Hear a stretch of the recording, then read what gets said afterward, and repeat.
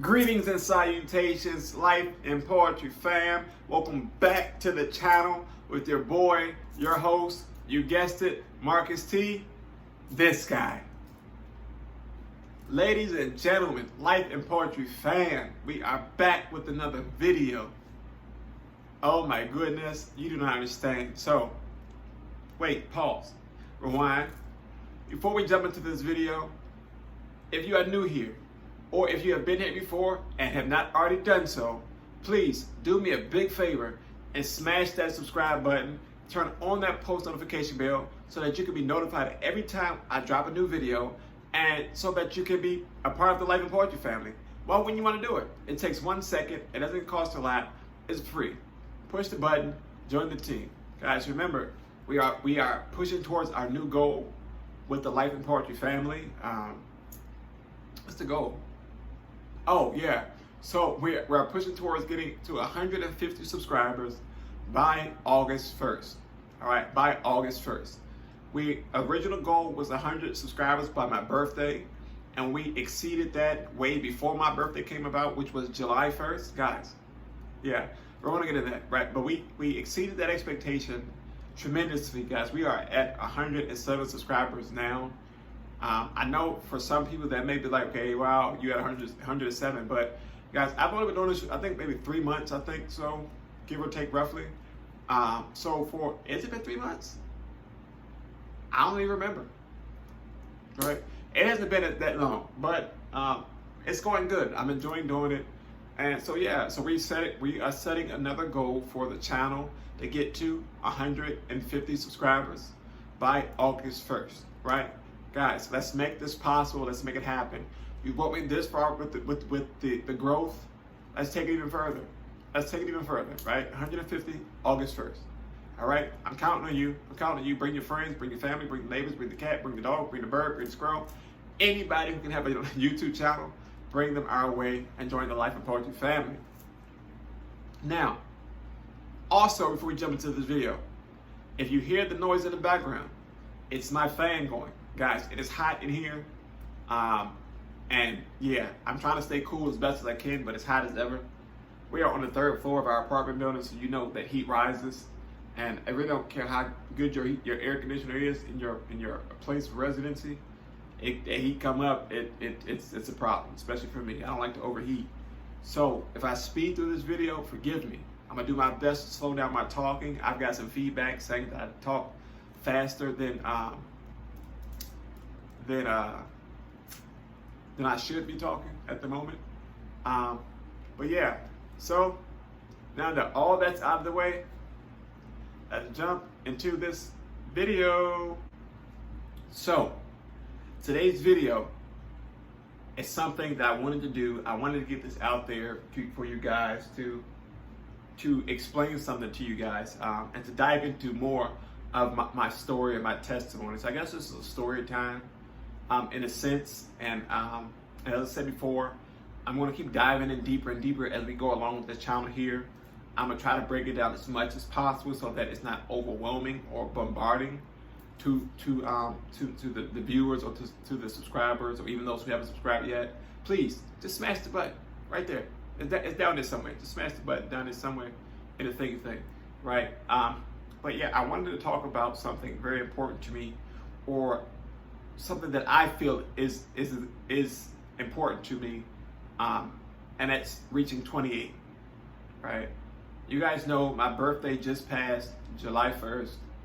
I turned 28 years old, and I have to say this. I have to make this disclaimer. I know it may be confusing. Some of you guys have been saying, why is 28 so important? I say that's not 21, it's not 30, it's 28, right?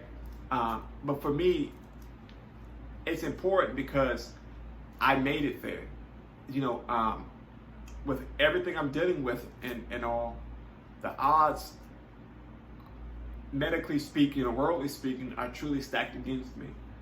Now, you guys know me. You know I'm a minister, and I believe in the Word of God, and I believe in total healing. And I believe that I'm in my healing. I believe that I'm healed from the crown of my head to the soles of my feet, right? But the Bible also says faith without works is dead. So I have to take care of my body in every aspect of it. If that means going to the doctors and making sure I'm getting regular checkups, physicals, taking the medications that I'm supposed to take to combat everything that's going on in my body, medically speaking or worldly speaking, so with everything I'm dealing with, like I said, the odds were basically stacked against me, or are, I guess, in a sense. But for me, getting to 28 was like, man, after the doctors told me what they told me, it really rung a bell in my spirit that says, I have to keep pushing no matter what. In this fight, I can't give up, right? So I want to talk to you guys a little bit about why 28 is important for me. I'm gonna do my best not to cry in this video here, but it's emotional for me to do so, to talk about this here. But I'm gonna do my best to talk about it, because it's something that I want to share with you guys. Because you guys have got me this far, and I don't want to hold anything back from you. So my goal is to, forgive me, I gotta pull this up here. But my goal is for me to get this out to you guys in a way of just, I just want to be transparent with you guys as much as possible. 1 second, life important fam. I know this is so rude of me. Please just give me 1 second, please. 1 second, 1 second.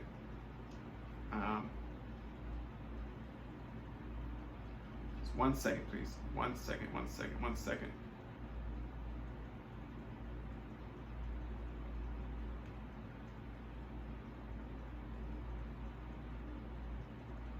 Oh, guys, please, 1 second.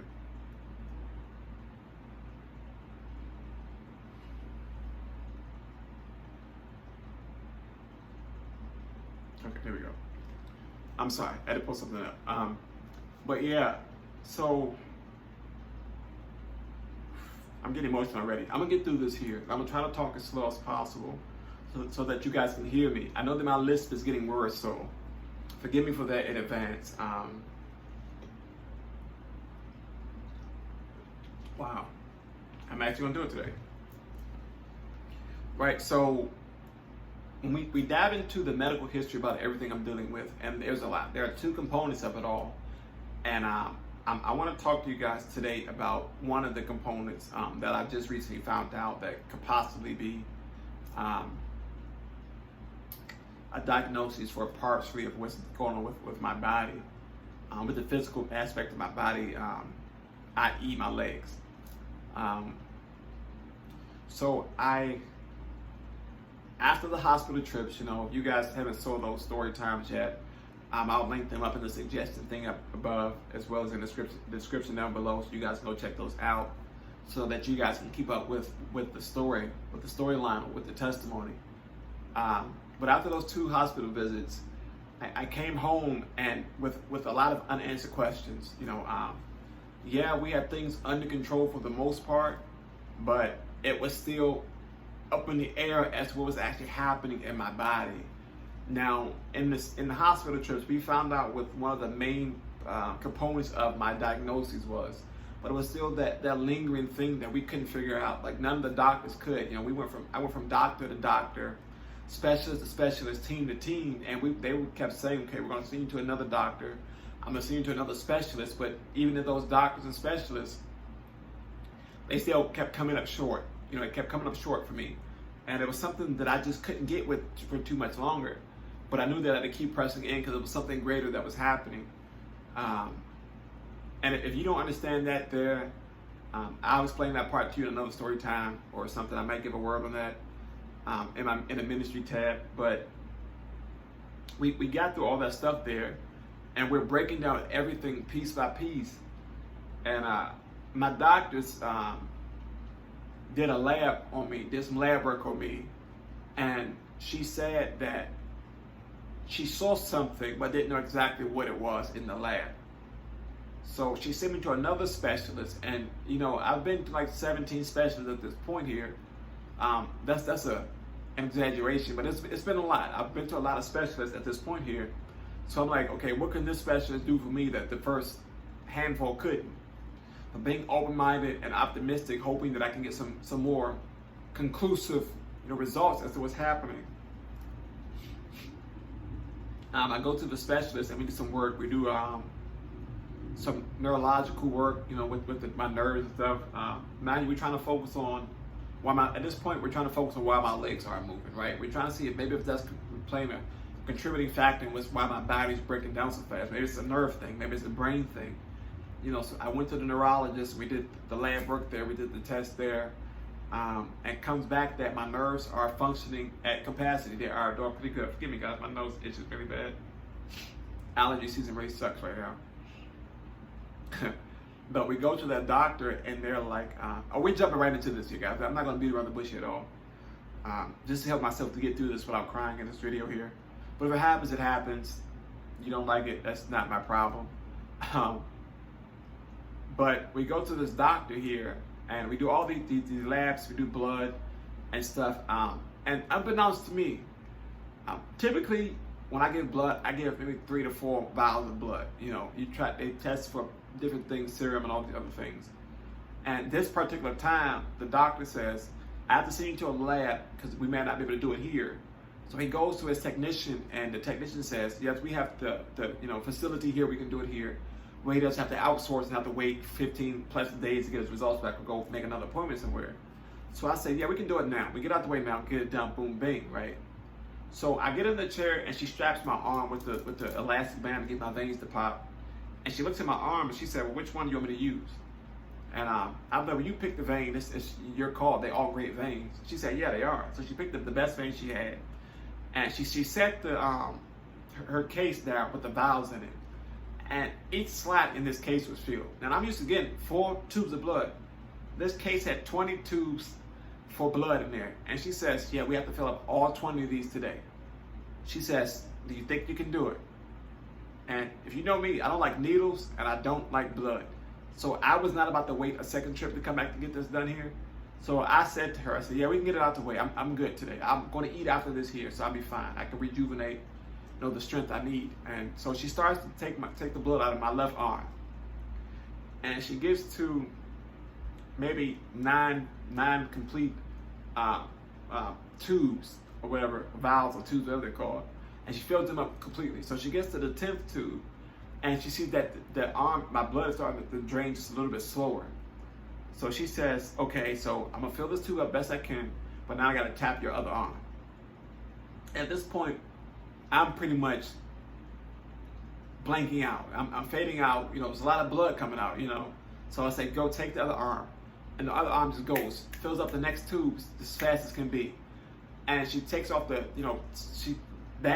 she put the bandages on, and she says, you sit here, I'll be right back. I say, okay, right? And I go to lean forward, and the room went like this. It started to spin. And she came back and said, okay, I'm gonna walk you back to the other room, you get your information and stuff for your next appointment for the, there was another test that had to get done for the brain stem, the top of my spine piece here, so I go get x-rays for that done. And so she sees me wobble, and I start to cry in the office. I'm feeling weak, I'm drained, I'm not sure what's actually going on. So the intake nurse, she gives me a candy jar, and it's filled up with Snickers. She says, take as many as you need. Not as you want, but as you need. So I'm like, I just need one. I ate one, did nothing. So took another one. She said, just get a handful and eat them back to back. Chocolate helps you get that energy back when you get blood, apparently. So I'm crushing Snickers in there, and I've got chocolate everywhere. I'm just trying to eat this, get my energy back up so I can finish filling out these papers, So all that's taken care of, and we get the blood work back, and the neurologist sees some abnormalities in the blood. So I get a call back, and he says, can you come in? I explained to him that because of my situation, I can't come in. Can we do it over the phone? So I had to sign a waiver. We did it over the phone. He explained to me what he saw and what he didn't see. Now, what he saw was fine, but what he didn't see seemed to be the problem. And it was a trace amount of something in the blood that he was supposed to have saw, but he didn't see. So he said, again, I have another specialist that needs to look at this here. And this specialist wasn't like a blood doctor specialist, nothing like that. It was a spine, a doctor that dealt with the spine and stuff like that. And I read through the paperwork, and the doctor explained to me what's going on. He emailed me my file and stuff, so I'm following along with him as he's explaining all these big medical terms to me. And he sums it up and says, okay, Marcus, I'm going to send you to get a spinal tap done.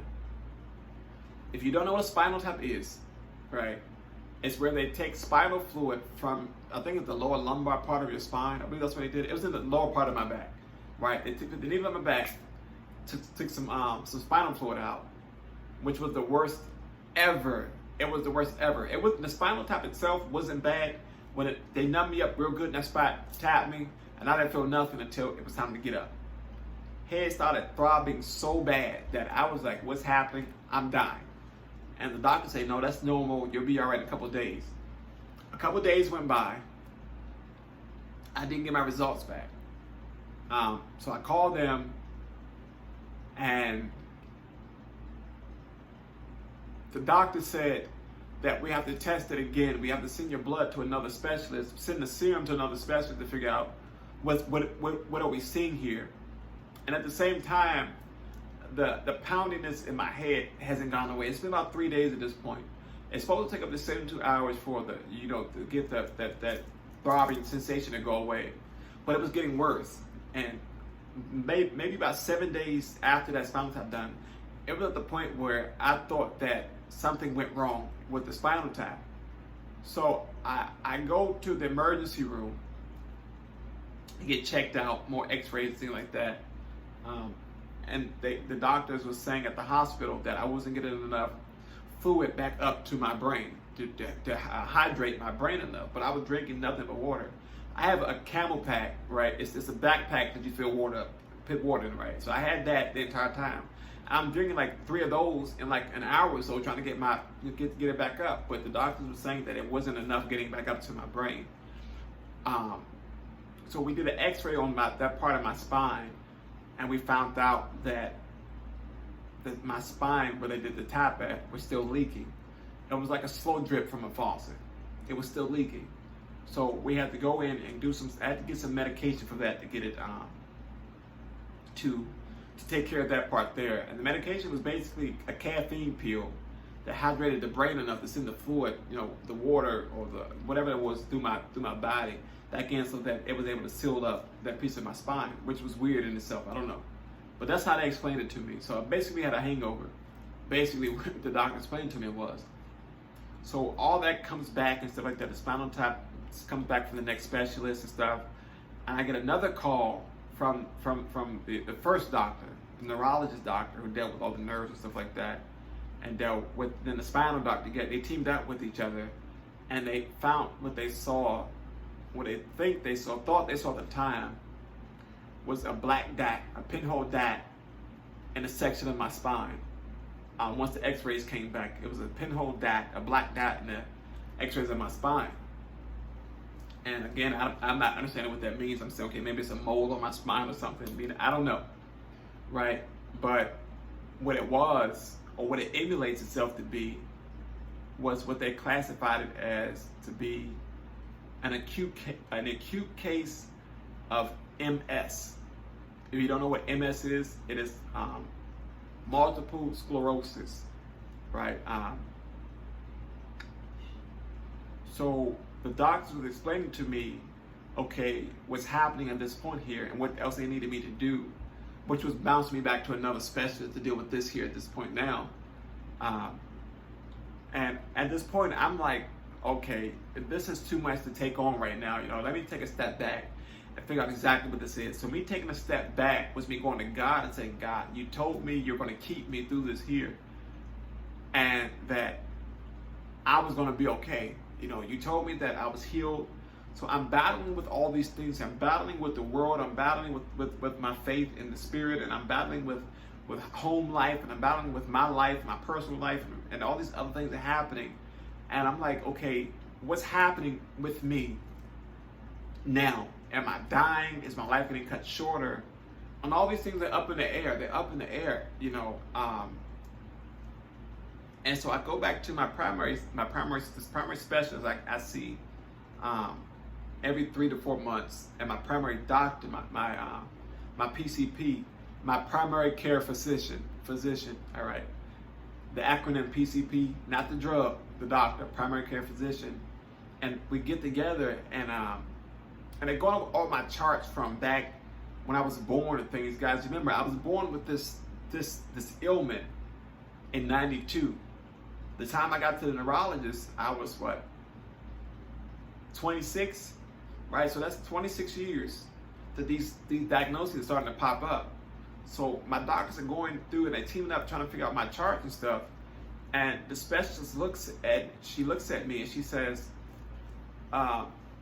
Marcus, the way this stuff is emulating itself, medically speaking, by the age of 13,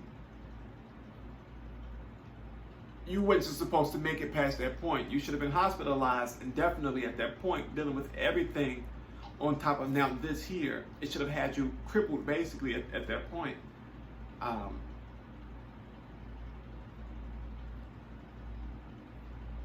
It's a lot to take in when you have your faith saying one thing, but your mind is battling it and telling you something different. So I'm on the fence, teeter-totting at this point as to, do I say, F you doctor, I'm not doing this no more?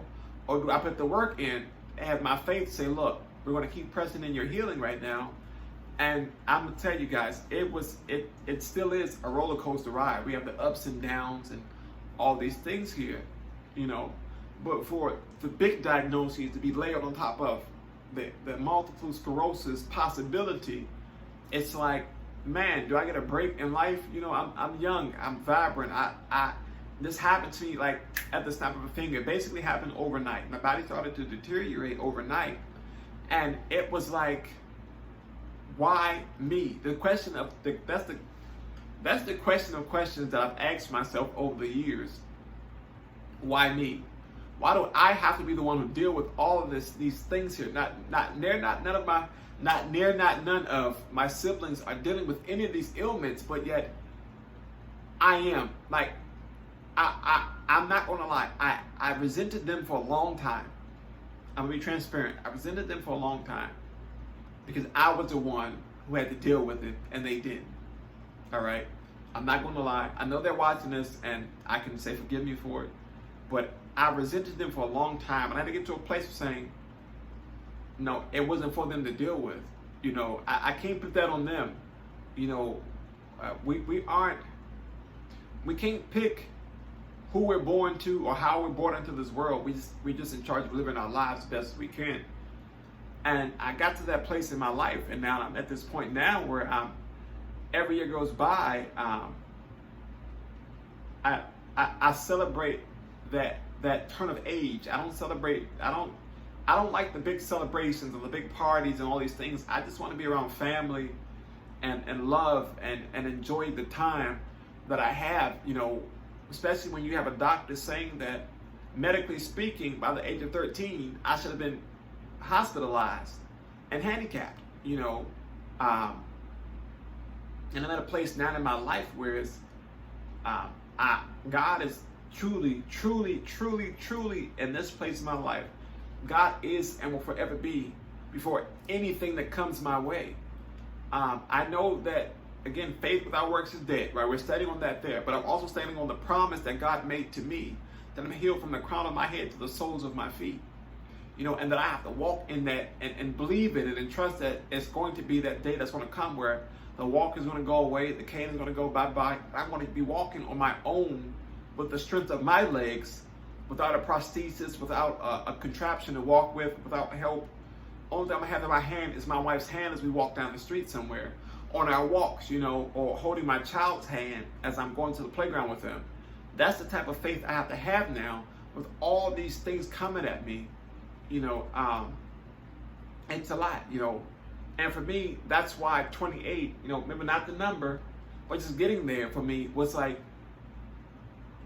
I'm here, I'm making it, I'm pushing through.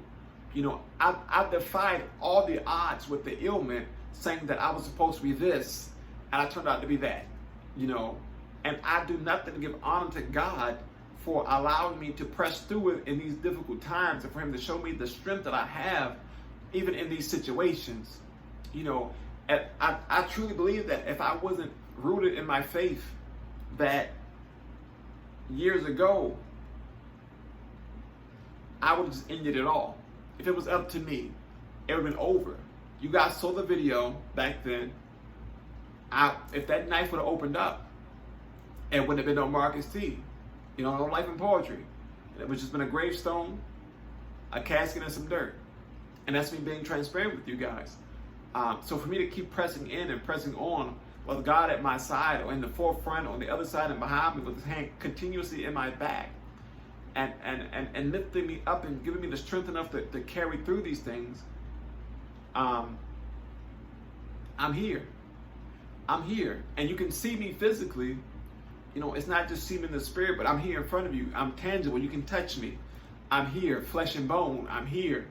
I'm here, and I'm overcoming so many things in this journey here of life that I look forward to chapter 29.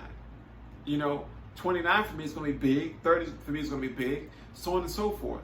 You know, because, again, the cards were truly stacked against me in everything. You know, and I thank God also for keeping me from birth until 22. Because I guarantee you, from that time, in my adolescent years up until then, I probably would know how to deal with everything I'm dealing with. You know, I would have shut down, I've been recluse somewhere, and I probably just been, you know, gone back then, you know. And God so fitted enough to say, look, I've kept you this long. Trust me, I'm going to keep you continuously, so on and so forth, you know. And with that, I truly give honor to God. I cannot do that enough. I truly give honor to God for keeping me through this journey here, you know. And I'm not going to let these diagnoses defeat me. I can't let them be me. You know, I'm a firm believer that I'm not what you speak of me.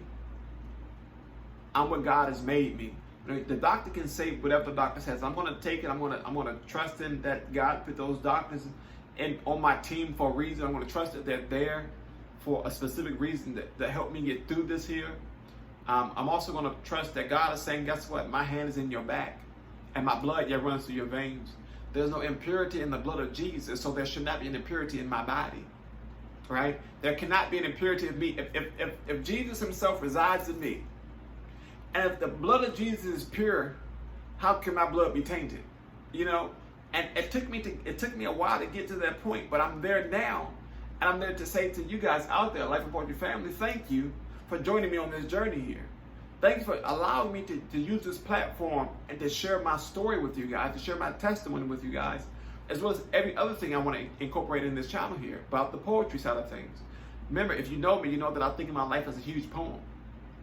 It doesn't have an ending to it just yet. My life does not have an ending. The poem of me doesn't have an ending to it just yet.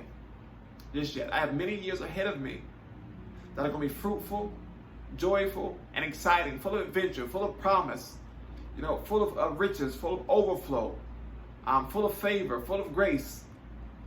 And I'm just grateful to get to this point. I'm grateful enough to say that I'm not going to let my diagnoses defeat me.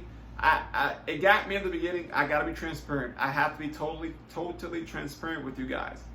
The first hospital trip got to me something serious. Even the second one did, but not as much that the first one did, because the second one, I knew that something was shifting in my life.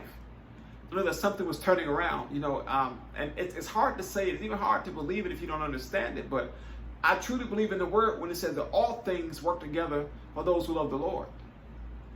I love him with my entirety, so that everything I'm dealing with has to turn around in my favor. Everything I've been through in these 28 years of my life has to turn around in my favor. Everything that I've lost has to turn around in my favor. So if I lost it, it has to come back to me 100-fold, right? If I lost it then, it has to come back to me 100-fold, purified, renewed, refreshed, and better than it was before. See, my walk then was powerful. So just imagine my walk on this side. Come on now. On this side, meaning in the healing, in the manifestation of my healing, I have to believe those things. I know those things are to be true. My walk was strong then, but the power of my walk now is something completely different. Completely different. I can't walk like I did then now. I can't go back to those ways because God is making me anew. in this time here.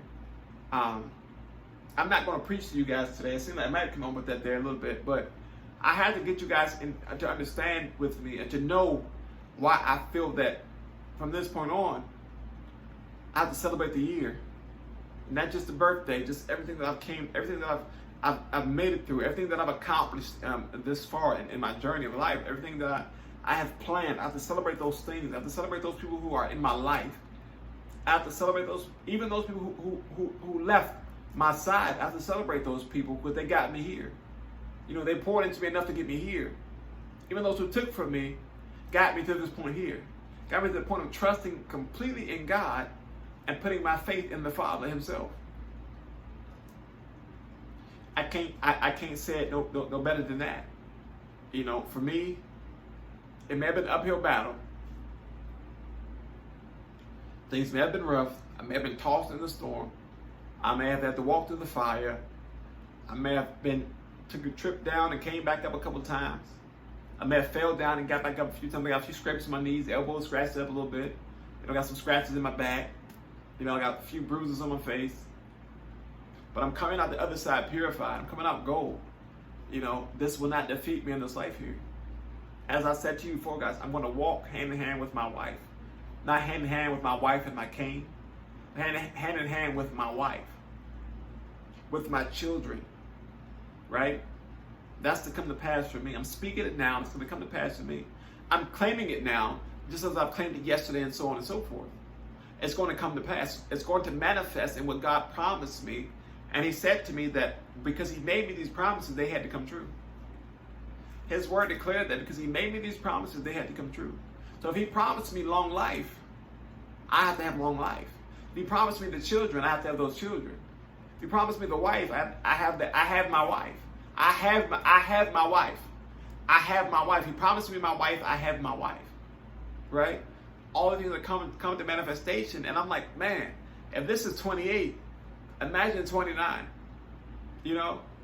I'm getting married this year. 28 years old. Dealing with everything.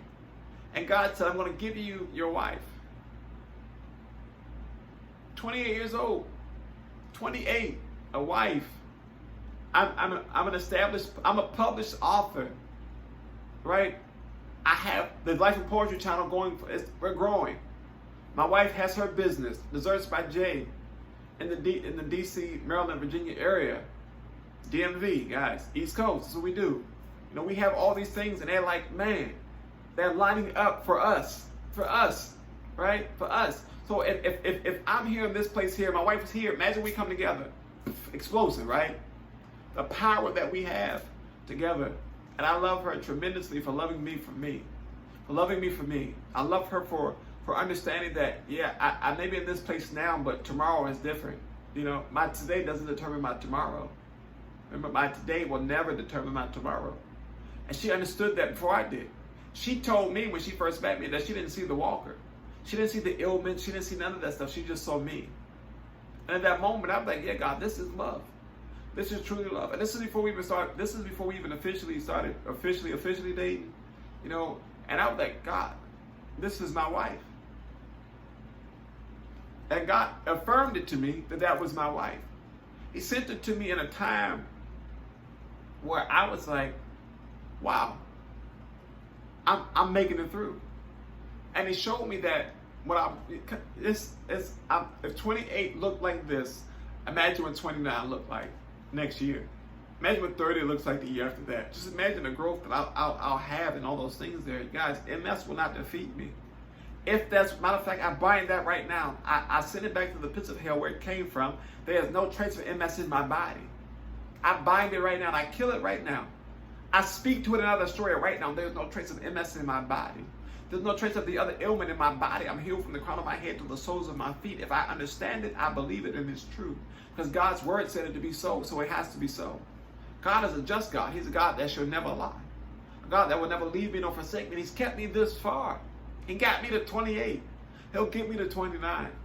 He'll definitely get me to 29, guys. So that's why 28 for me is important. That's why I'm glad that I was able to celebrate this year with my wife and her family and my family as well, my mom, you know, my siblings.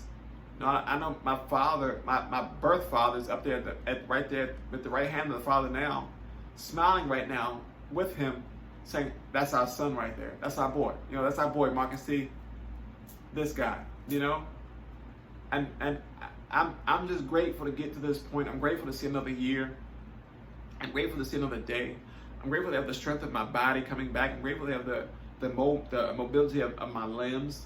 I'm grateful to have breath in my body. You know, and I will continue to stand on that. I'll continue to stand on that. Guys, 28.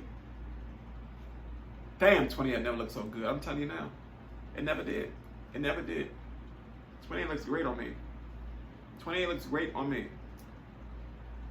It looks great on me. It looks really good. Really good, guys. So just stay tuned. If you stick with me in Life and Poetry, guys, if you made it this far, your family. Whether you subscribed or not, your family. If you made it this far, your family with me. But don't forget to smash that button though. Like, make it official, right? Make it official, family. Right? Smash that button. Let's get up to 150 subscribers by August 1st. First of the month. And if you like these videos, make sure you give them a thumbs up. If you don't like them, give them a thumbs down.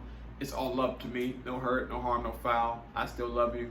I still cherish you for coming to even see fit to even give me the thumbs down if that's what you see fit to do. But yeah, so stick with me, Life and Poetry fan. Bring your family and bring your friends in to tune into my testimonies when I drop them here. And I will dive more into the testimony and the second other part of the diagnoses. I have to work through some things with that first to get the courage enough to even bring that to the forefront. I'm gonna move with God on that one. If He says I can do it, then so be it. If He says don't do it, I won't do it. But I'll still bring it to you guys best as I can with my testimony of things. And yeah, so guys, 28, your boy Marcus T. This guy, 28, right? Oh, before I close out, I want to do something special today. I want to give a shout out to one of my subscribers. I have to do this subscriber, right? Always likes the video, always comments, always watches the video, right? So I want to give a shout out to the page, guys. Go follow their page, right? Give them love. Give them love. Tell them Marcus T. Life and Poetry sent you. Guys, give them love, right? But I want to give a shout out to Genevieve and Rashaun. Forgive me if I pronounce your names wrong. Genevieve and Rashaun. I thank you for being a part of the Life and Poetry family. I thank you for taking time out of your days and your schedules to watch my videos and to be a part of the Life and Poetry family in itself. I pray that you continually stay here, and I pray that my testimony or my words of encouragement can bless you in any way, shape, fashion, and or form. We love you here at Life and Poetry, and I love your content. They drop some great content. Go check them out. They are awesome. They are awesome. Go check them out. As long as go check them out. I won't give too much away, but their information will be linked in the description down below. To go check them out. Genevieve Rashaun, we thank you, Life and Poetry. You're a part of the family for life. Just keep grinding, keep putting that work in, keep growing your channel. All in all, they are amazing, guys. They truly are amazing. I can't speak for too much, guys. They are amazing. But make that happen. Make that happen, guys. Join that family, join that team, and make it happen. Make it happen, Cap. You know what I mean? Make it happen, Cap. Make it happen. Join that team. Genevieve and Rashaun, I thank you again. I love you. We support you here at Life and Poetry family. Keep growing, keep grinding, and I wish you nothing but the best of success and prosperity in your journey here on YouTube as well as in life itself. We thank you, guys. So 28, guys, 28. So guys, stay tuned for the rest of the testimonials, as well as more discussions with Marcus T. They're gonna come up. And of course, Wednesday's Poetry Corner will always be in effect. I'm going to do my best to get them out this week here. Since we are moving next week, I may only drop 2 videos next week, but it's going to get out. I may just shoot 7 videos in one day and just sporadically put them out. I don't know just yet. However, I'm able to do it. If I have time to do so, I'll do it just like that. But guys, gotta smile. I gotta smile. If you know me, I don't like to smile. I cannot stand smiling. I don't know why. I don't know. But I grin, I smirk, but In certain cases, you gotta smile. You gotta show some teeth. You gotta show some teeth every now and then, right? But as always, this is your boy. Whoa, whoa, whoa, whoa. Pull back. I did that completely wrong. As always, stay safe. Be blessed. No, that's not it either. I might have to change it up too, right? But as you know, this is your boy, Marcus T. This guy. Stay safe. Stay blessed. Until next time. Peace.